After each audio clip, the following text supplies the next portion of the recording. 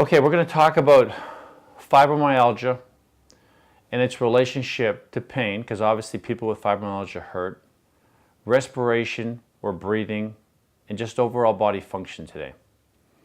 I'm going to try to keep this as simple as I can without too many details. But I'm going to start with an analogy. When women give birth, oftentimes they're told to breathe. And I ask my female patients this all the time. How come they tell you to breathe? Well, to help me relax, to take my mind off of it, and all these good answers, and there's some partial truth to those answers. But here's the real answer. Obviously, giving birth is painful. You generate pain chemicals when you're giving birth. Now, most people think that pain chemicals are broken down in the liver, and unfortunately they're wrong.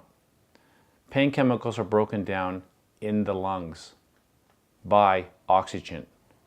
So now it should start to trigger your brain. Why do you breathe? Well, if you exchange CO2 and oxygen real well in your lungs, you have more O2 in your lungs to break down more pain chemicals, and therefore giving birth is less painful. So let's take that to the fibromyalgia patient. What does a fibromyalgia patient have? Lots and lots and lots of chronic pain. They hurt everywhere. I mean, in theory, they have to have 11 out of 18 tender points.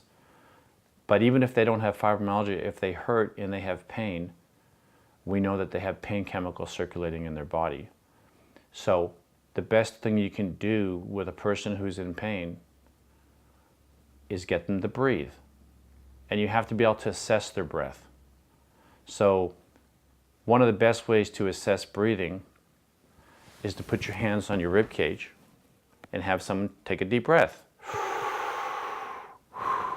So if your ribs move lateral, we know that you're breathing very well. And if your hands don't move, what do we know? You're an extremely poor breather. So automatically right off the top, we know that the person has a breathing problem or a diaphragm problem.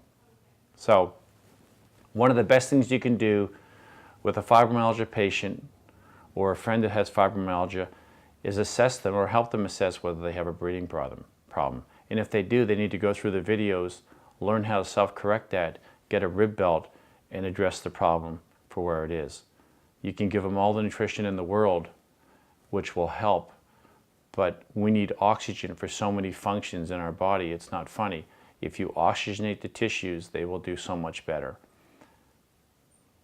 Think of fibromyalgia, think of pain, think of lack of oxygen, think of poor breathing.